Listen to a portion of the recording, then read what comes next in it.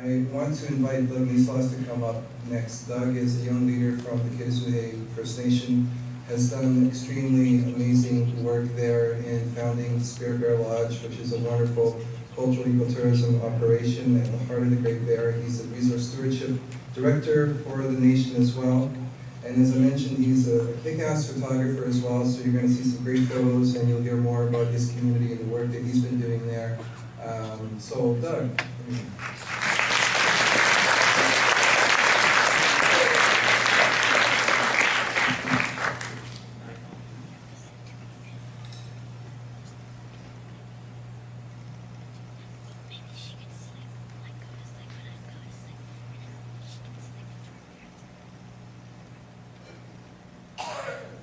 Hello everyone. First of all, I just want to thank the host nation for allowing us to be here, for allowing us to speak today, and also just thank the organizers for the event and for the invitation to come speak. My name is Lucas Law, which in my language means white bear. My English name is Douglas Nislas, and I was just asked to share a bit of the work that I do on the stewardship side of things, and also from a business perspective as well, so I can share a bit.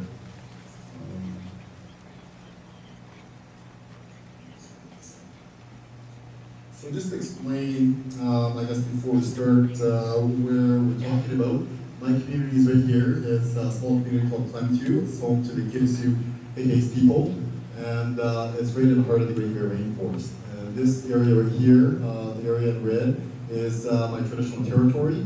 And we have two different nations that live in my community. So the Kiriswahey people lived on the islands, and this here is Princess Royal Island. That's where all the spirit bears are. So this is home mostly to the Kiriswahey people, lived out in all the islands, and then the Hehe's people lived out mostly on the mainlands in all these systems. And maybe before I kind of get started into my presentation, I should just maybe introduce some of the roles. I have several different titles in my community. I currently work as a resource stewardship director, which is a fairly broad title, but it's dealing a lot with land use planning, grade use planning, developing a lot of the research programs around bear research, crab research, bird research, some salmon stuff as well.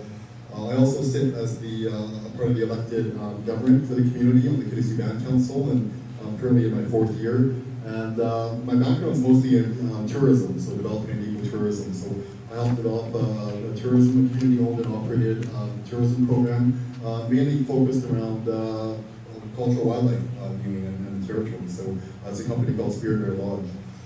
And a lot of our work that we've done has really stemmed from the Great Bear Rainforest Agreements, and it's really allowed us to set aside large tracts of land and territory that protects a lot of the habitat for animals like the spirit bears, the grizzly bears, the black bears. So a lot of it's been very important. So maybe explaining a bit more, I guess the areas in green here. This is out of the traditional territory, I should say this area is quite large. It's roughly 500,000 hectares. And the areas in green are all the protected areas. We have a number of different conservancies within my territory. This one here is probably the biggest one here. This is known as the Spirit Bear Conservancy. So this area is quite well known to have grizzly bears, black bears and spirit bears, and now actually more recently starting to get grizzly bears in the area, which has been interesting. So quite large areas were set aside in protected area. Here again, I think that was great to set a lot of these areas in protected area. So one of the things that stemmed out of these protected areas was the Coast Opportunities Fund. So as you know, as Eduardo mentioned earlier, that a lot of these areas that were protected, there was a lot of discussions between First Nations, forest companies, as well as environmental groups to talk about how that would look. And I think the day forest companies wanted still to continue do some forestry at an ecosystem-based management level. Environmental groups were looking at protected areas, and so were First Nations, but still at the same time our community still had to survive there. We still revenue, forestry was part of the revenue that was generated in the community. So it was a lot of effort that was put in to develop or fundraise a bunch of money. So I know that a lot of environmental groups had put a lot of time and effort in fundraising, about $60 million. A lot of that money was matched by the feds in the province, which created this $120 million Coast Opportunities Fund, which would become available to communities. And part of it was to help offset some of the cost of the loss of forestry in some of the communities. So that was really good. So we really created two separate funds of the Coast Opportunities Fund. So basically we've taken that $120 million, we put $60 million into an endowment fund, and then the communities can draw off any interest off of that money.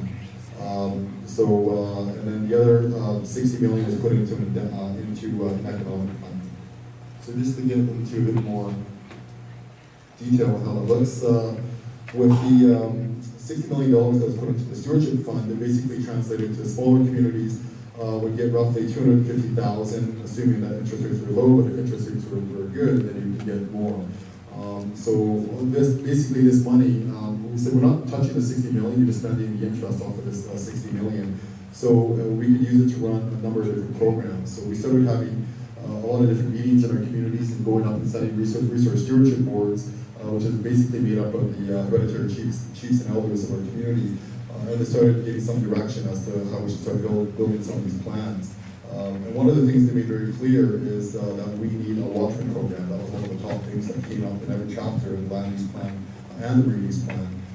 It's such a vast area, and we know right now with BC Parks and DFO, a lot of the funding's been cut back. We're starting to see a lot less of them out there. So our community said we need a presence out there. We need to make sure that we stop some of the illegal activities that are going on, such as poaching. There's some people that are hunting bears or abalone, so things like that. So we developed a watering program. Our community spends about $140,000 every year on a watering program. So we hire 4 people that patrol the whole territory. So it's quite a big program. And then also quite involved in a lot of the reuse planning work right now as well. So some of that money is helping with that, and discussions with the province on developing marine protected areas. And then a lot of the land use planning agreements. So now that we have these protected areas, which is great, now you got to develop management plans for those areas and kind of control what sort of access you're going to see in those areas. And unfortunately, sometimes you get big cruise ships that will load a few hundred people and can damage an estuary. So we need to develop and control what that's going to look like, and obviously make sure that we're maintaining the integrity of those areas. We've also put a lot of time and effort into developing science programs.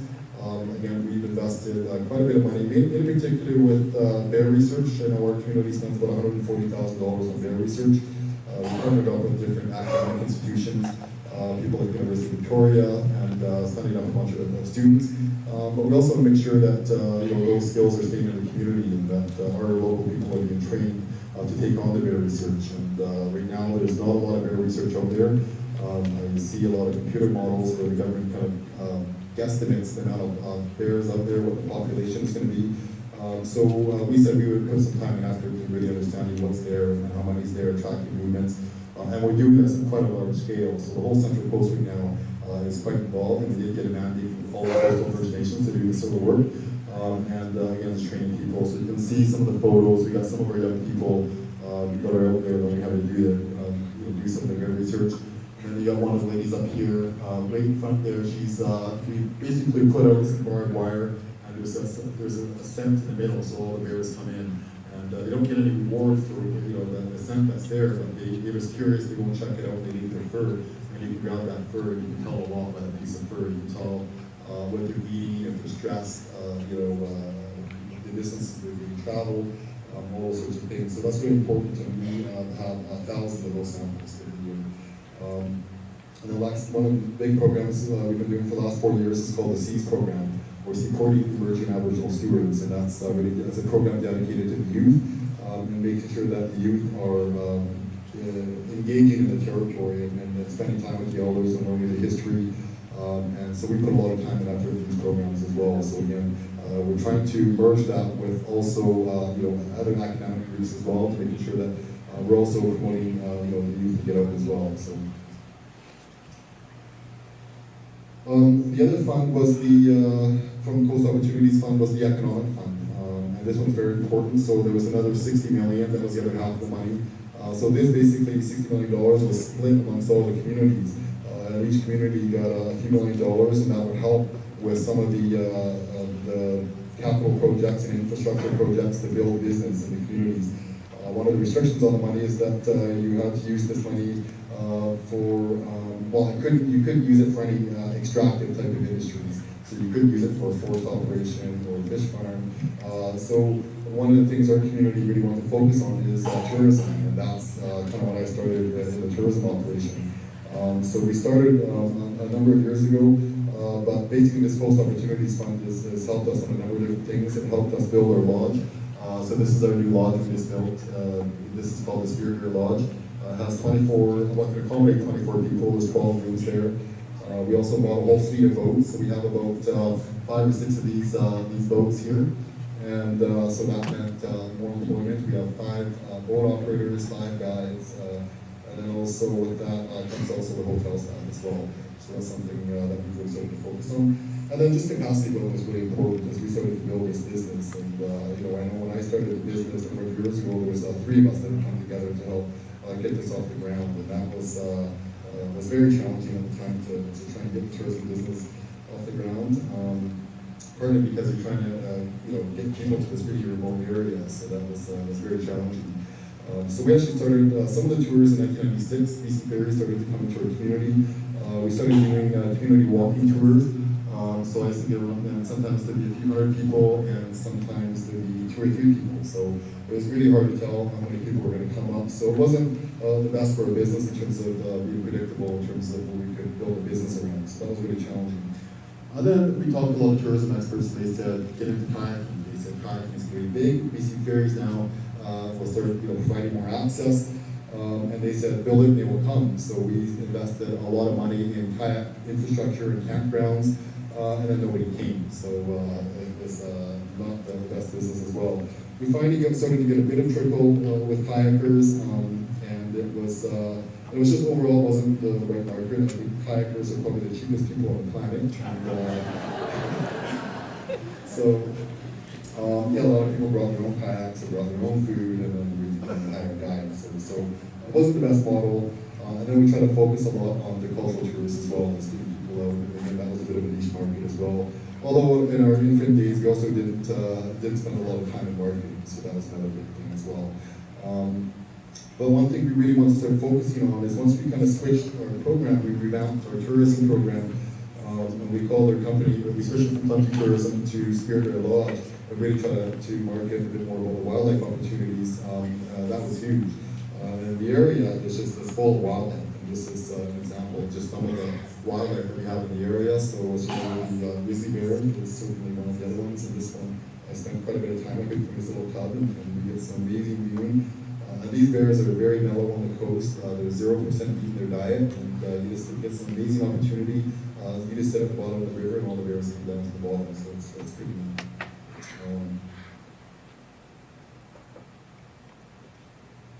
Also get black bears. And these black bears are very unique as well. This is known as the commodity species, and it's a subspecies of black bear. And these bears this is the only area you're going to find them. So these bears produce the spirit bears. So you could have 2 black bears that are carrying a recessive gene that could produce the spirit bear. So again, it makes it a very unique animal, and again, trying to look at ways to make sure that everything's protected for the black bears as well. So. Eagles, gray wolves, humpback whales. We do quite a few dance performances for a lot of especially some of the cruise ships that come through. And then also we have, on a regular basis, we set up a youth program recently, and we do all the cultural performances, which was huge for the community as well, because now the youth are learning their culture, and we're able to share it as well. So it's quite a successful program. Very much integrated with the tourism program. And then the spirit bear. As you know, the spirit bear is one of the rarest bears on the planet, and the Central Coast region is one of the highest concentrations that can be found in all of the Great Bear Rainforest. It's certainly a very rare bear. One of the major challenges right now we're facing is with the hunting. So trophy hunting is something that still exists in the Great Bear Rainforest. So something that we're trying to tackle. So, but the spirit bears are protected, but it's not the same for the black bears, which could be carrying such a gene. So again, some things that we're starting to try to work on for them. So as a result of the tourism operation, so we've been at this now since, at least I've been a part of it since 2000, is slowly growing the business. We have a lot of different groups come through. We've had groups like National Geographic and BBC, tons of other documentaries. I actually just finished a few days ago with Survivor Man, so he was just up in the area, so I spent some time on this weekend. And then we won several awards over the last few years. In a few, last year we just won the Best Outdoor Adventure Award from Aboriginal Tourism BC, and that was something I wanted to get that last year. But now the business has really grown quite a bit. It went from a 3-month operation when we first started to now employing 45 of my community members, and we just broke the $1 million mark this year.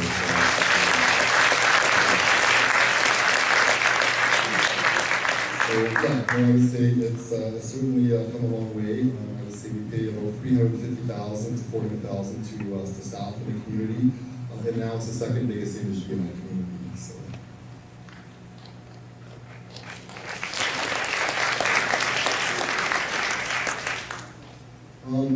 So that's just to talk a bit about some of the challenges. I think there's been a lot of great work that's happened as a part of the Greater Rainforest Agreements. Just some of the things I see at a technical level, some challenges with ecosystem-based management. I think that forestry is a lot better than what it used to be, and we don't see the clear cuts like they used to do. And I think that's great. I think there's other ways we can still tweak them, make them better. One thing that we're working on right now at the government tables is to make sure that we include the visual quality objectives for the Central Coast. And that's very important, especially for my community, because as we're developing ecotourism operation, we want to make sure that we don't see any forestry. I still think it can be done, but at a very respectful level, so now we're just tweaking those guidelines. We have worked with other forest companies in the past to minimize those and change how the forestry looks, and there's ways that it can work that you can still do some forestry without impacting the area in terms of visual quality. Indigenous laws is something else we're working on right now to make sure that people operate in the way that we think they should. There's ways, even as community members, that we have to abide by laws, whether it's on fishing or hunting regulations, that we just hope that everyone can respect those. So we're in the process of working on developing those right now. Another major issue is developing a better relationship with governments, and so we focus a lot on the engagement framework, and we just want people to take control when it comes to the area. As some processes, it still feels like we make recommendations, and so we're working on strengthening that right now. There's a lot of different tables that we're sitting on to make that happen. Trophy hunting is certainly a very big issue. Except for my community, we put a lot of time and effort in trying to develop a long-term sustainable ecotourism industry. And we could be out on a river trying to view a bear in a conservancy, and you can have hunters trying to shoot those bear-seen bears. So that's still a very big issue. There's a spring hunt and a fall hunt, and there could be quite a few hundred bears shot every year as a result of trophy hunting. So most of these people come from overseas, and about 85% from the U.S. Come up and shoot these bears. So we're working very hard right now. We set up a group called the Bears Forever campaigns. We have websites and all that work as well. We're not going to stop until we put it into trophy hunting.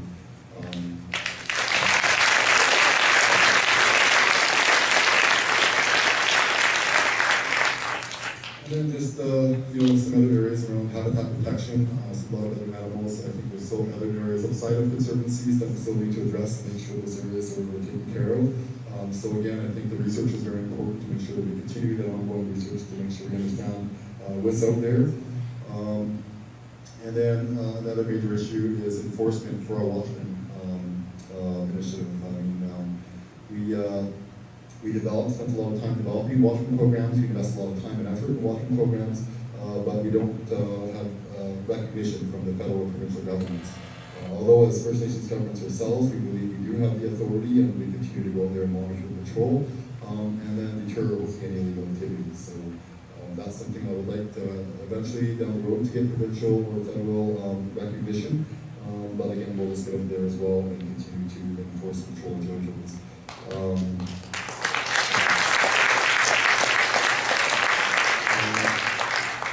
And then the last one is enbridge. That's another major issue. I'm sure you guys have heard lots about that.